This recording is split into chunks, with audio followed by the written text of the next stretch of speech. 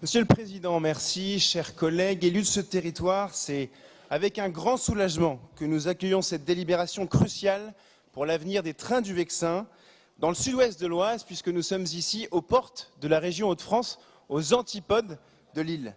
C'est vrai que c'est une ligne qui ne dépend pas de la région Hauts-de-France, mais comme vous avez l'habitude de le dire, Monsieur le Président, elle concerne les habitants de la région, donc elle nous concerne, nous, élus sur ces bancs.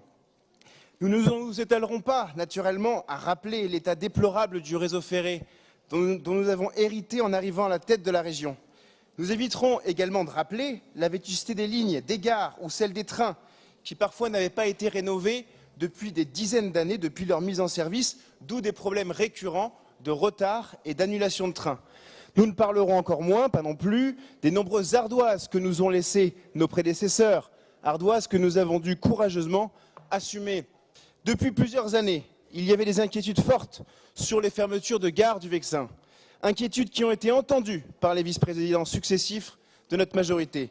Il y a tout juste un an, les modifications d'horaires avaient une fois de plus suscité de vives angoisses à propos de la fermeture de ces gares. Et je les cite, Liancourt-Saint-Pierre, La Ville-Tertre, Chaumont-en-Vexin, Trichatteau. Des angoisses confirmées par rapport et absurdes qui était confirmé par le fameux rapport Spinetta que nous avons absolument contesté. En décembre 2015, et à vos côtés, Monsieur le Président, vous vous étiez engagé devant les électeurs à ce qu'aucune gare ne ferme dans la région Hauts-de-France.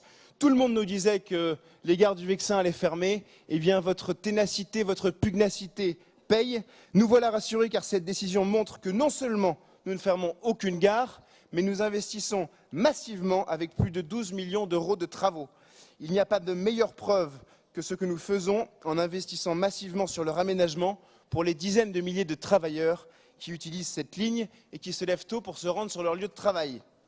Je finirai en disant simplement que c'est un signal fort pour les travailleurs et les engagements que nous avons pris devant eux, fort qui porte un espoir pour la France des territoires, fort pour toute la région Hauts-de-France, et c'est pour cela que je vous invite, chers collègues, à voter fortement cette délibération au service des habitants de la région.